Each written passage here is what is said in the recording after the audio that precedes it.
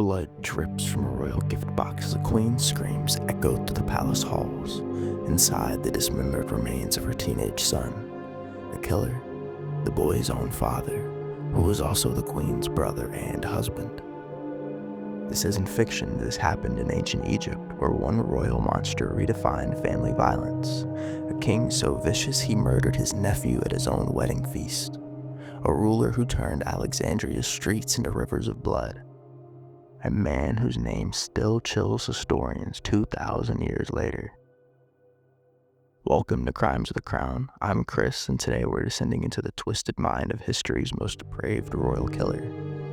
Ptolemy VIII, Euergetes II, the man they called Physcon, the Potbelly, a nickname that mocked his grotesque appearance while hiding the true horror of what lurked within. What drives a man to mutilate his own child? And why does nobody talk about this forgotten monster of history? Stay with me. This gets way worse than you can imagine. Before we descend into the nightmare that was Ptolemy VIII's reign, let's set the scene. The year is 170 BCE. The glory days of ancient Egypt, the time of pyramids, the Sphinx, and god kings are long past. For nearly 300 years, Egypt has been ruled not by native Egyptians, but by Greeks. Ptolemaic Dynasty, founded by one of Alexander the Great's generals. The Ptolemies had a unique approach to keeping power in the family. Unlike most royal houses who married off their princesses to foreign kings, the Ptolemies preferred to keep things in-house, literally.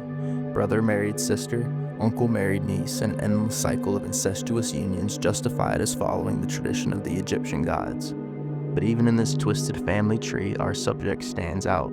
Not for his appearance, though contemporary accounts describe him as grotesquely obese with bulging eyes and a waddling gait that made him an object of mockery, but for the depths of his cruelty. Now ask yourself, what drives a man to such monstrous acts? Is it the madness that comes from generations of inbreeding? The corrupting influence of absolute power? Or is there something uniquely broken in the man they called Potbelly? Let's find out. Ptolemy VIII was born around 182 BCE, the younger son of King Ptolemy V and Queen Cleopatra I.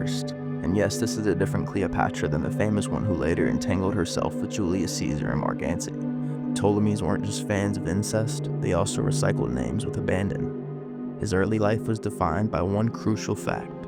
He wasn't supposed to be king. That honor belonged to his older brother Ptolemy VI. But the wheels of his ascent to power began turning in 170 BCE when the Seleucid king Antiochus IV invaded Egypt. In the chaos that followed, young Ptolemy VIII saw an opportunity. With Egyptian leadership in disarray, 3 co-rulers were established. His brother Ptolemy VI, his sister Cleopatra II, who was also his brother's wife, and Ptolemy VIII himself. But 3 is a crowd, and especially when thrones are involved. By 164 BCE, Ptolemy VIII had maneuvered himself into sole control of Egypt, forcing his brother into exile. His triumph would be short-lived, however. Roman intervention, always a wild card in ancient Mediterranean politics, restored his brother to the throne. Relegated to governing the backwater of Cyrene, Ptolemy VIII seethed with resentment for years, watching from the sidelines as his brother ruled. He even attempted to name Rome as his heir in his will. A calculated political move to invite Roman intervention. When his brother died in 145 BCE, it seemed Phycon's moment had finally arrived, but his path to the throne would involve a family arrangement disturbing even by Ptolemaic standards. Picture this, a royal wedding. The bride is Cleopatra II, the widow of the recently deceased king. She's also the sister of both her dead husband and her new groom. Standing nearby is her son, the young Ptolemy VII. Technically the rightful heir to the throne. He's just a teenager, already named co-ruler with his mother. This boy is simultaneously the nephew of his stepfather and his cousin. More importantly to our story, he's an obstacle to Ptolemy VIII's ambitions. He murdered his teenage nephew at his own wedding feast. While the guests were still drinking, while the music still played, Ptolemy VIII ordered the execution of the rightful heir to Egypt, his stepson, as his new bride.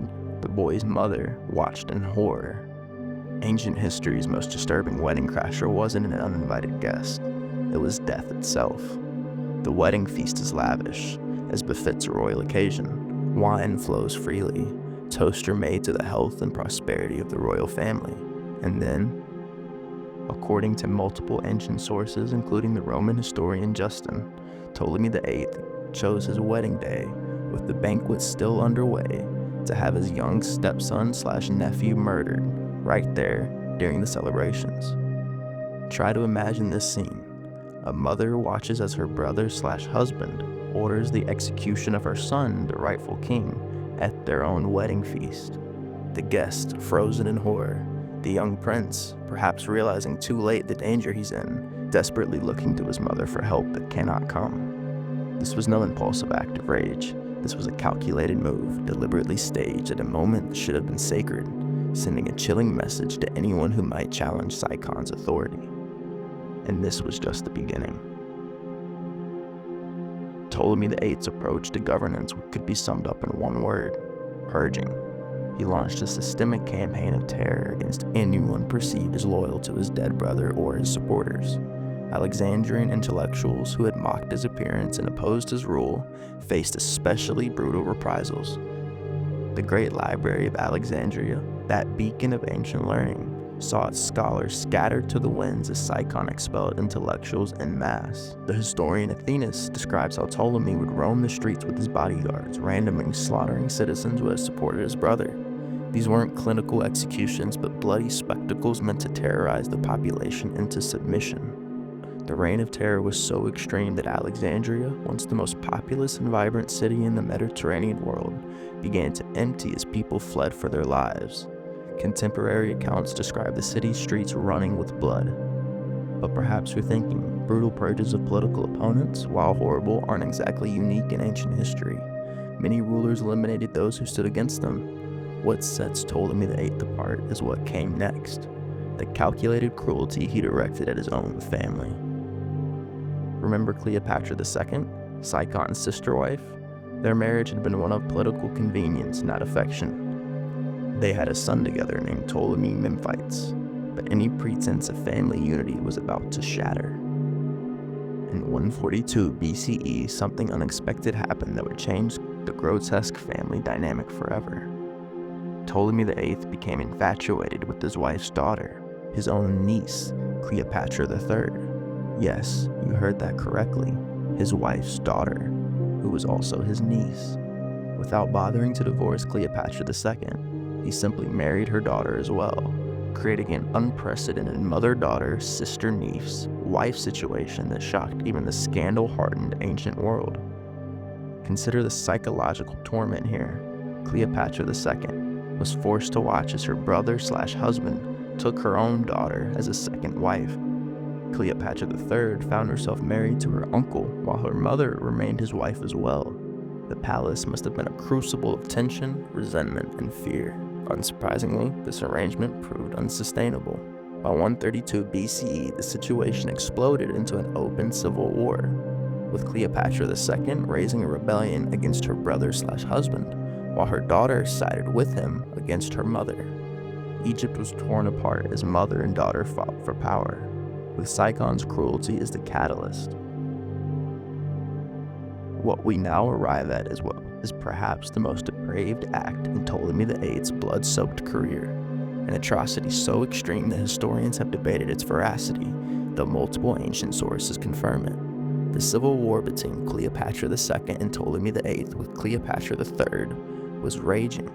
Physcon had been temporarily driven from Alexandria, but maintained control of much of Egypt. He had in his custody young Ptolemy Memphis, his own teenage son with Cleopatra II. Rather than keeping the boy as a hostage, which would have been the conventional move, Physcon chose an action of unparalleled barbarity. According to the ancient Roman historian Diodorus Siculus, Ptolemy VIII had his own son murdered, but simple murder wasn't enough. He ordered the boy's body dismembered, cut into pieces. These pieces were then carefully packaged. The timing was deliberate. He chose Cleopatra II's birthday to send this gift to her in Alexandria. Imagine the scene: a queen celebrating her birthday during wartime. A package arrives, presumably a peace offering from her estranged husband. Perhaps for a moment, hope flickers, and then horror beyond comprehension. a mother unwrapping the dismembered remains of her child, sent by the boy's own father. The ancient historian Justin tells us that Cleopatra II was handed this package while she was feasting at a banquet, making the scene even more horrifically public. The calculated timing, the theatrical presentation, this wasn't just murder. This was psychological warfare of the most intimate and devastating kind. The message was clear. There were no lines Physcon wouldn't cross, no mortal boundaries he recognized, no mercy to be found. Remarkably, Ptolemy VIII would eventually regain complete control of Egypt. The civil war ended not with his defeat, as any sense of justice would demand, but with reconciliation. In 124 BCE, a formal amnesty was declared. Cleopatra II, the mother whose son had been returned to her in pieces, was reconciled with both her brother husband and her daughter. We can only imagine the broken shell of a woman she must have been by this point, forced by political necessity to live alongside her child's murderer. Ptolemy VIII ruled until his natural death in 116 BCE, a disappointing end for those hoping for some sort of cosmic justice.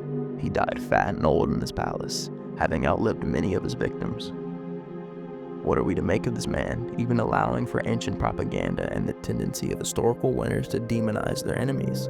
The consistent portrayal of Ptolemy VIII across multiple sources paints a picture of exceptional cruelty.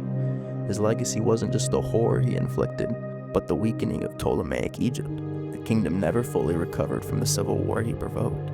Within a century of his death, the last Ptolemaic ruler, the famous Cleopatra VII, would lose Egypt to Rome, ending 3 centuries of Greek rule. Perhaps the most fitting epitaph for Ptolemy VIII comes from the ancient Ryan Athenaeus, who described him as a man who had grown old in acts of bloodthirsty cruelty. In a dynasty known for its ruthlessness, he remains uniquely reviled, the monster among monsters.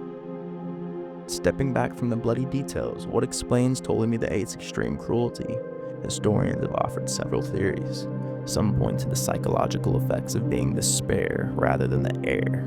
Growing up knowing he wasn't meant for the throne fostered deep insecurity and resentment. Others note the effects of generations of inbreeding in the Ptolemaic line, which may have contributed to his mental instability. And still others highlight the corrupting effect of absolute power, particularly in the divine kingship model of ancient Egypt, where rulers were considered living gods.